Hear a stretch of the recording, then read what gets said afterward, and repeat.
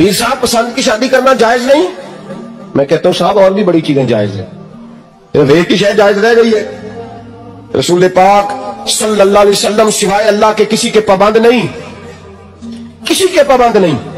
اور جناب سیدہ خدیجہ الکبریٰ رضی اللہ تعالیٰ عنہ نے پیغام نکاح دیا، یا رسول اللہ میں شادی کرنا چاہتی ہوں، حضور کسی کے پابند نہیں، پر میرے محبوب نے فرمایا میرا چچا میرے والد کی جگہ ہے، میں اپنے چاچا سے پوچھ کے تمہیں جواب دوں گا۔ یہ ہے پسند کی شادی جو میرے نبی نے بیان فرمائی ہے۔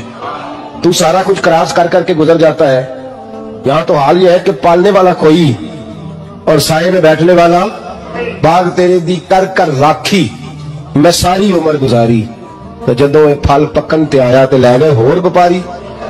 اور بیٹا گزرتا ہے اماں کے دروازے کے آگے سے، اماں کے دروازے کے آگے بیٹا امرود لے کے آیا ہے 6 کلو۔ توجہ ہے میری بات پر؟ ادھر دیکھیں جی، چھوڑیں تھوڑی دیر ہماری سنیں۔ وہ امرود لے کے آیا 5-6 کلو، تو اماں کے دروازے کے قریب سے گزر گیا رات کو،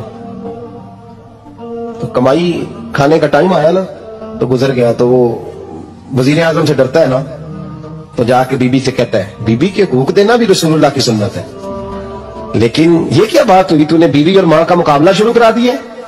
سمجھ تو صحیح، یہ تیرے لیے کعبے کی جگہ ہے اور تو بیوی کے لیے کعبے کی جگہ ہے، اسے بھی سمجھنا چاہیے، غور کرنا چاہیے۔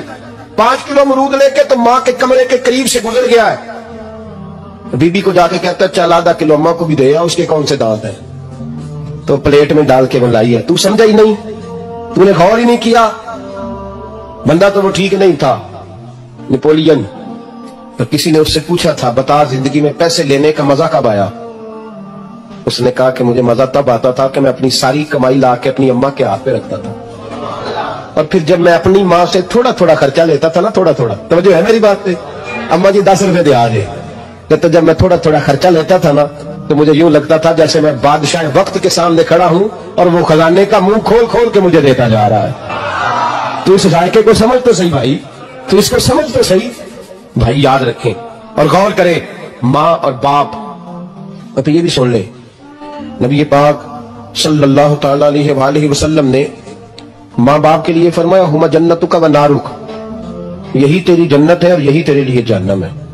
اگر یہ راضی ہو گئے تو تیرے لیے جنت ہے، ناراض ہو گئے تو چاہے تو 100 پیر کے مزار پہ حاضری دے آ، لیکن جب تک ابا راضی نہیں اتنی دیر تک اللہ راضی۔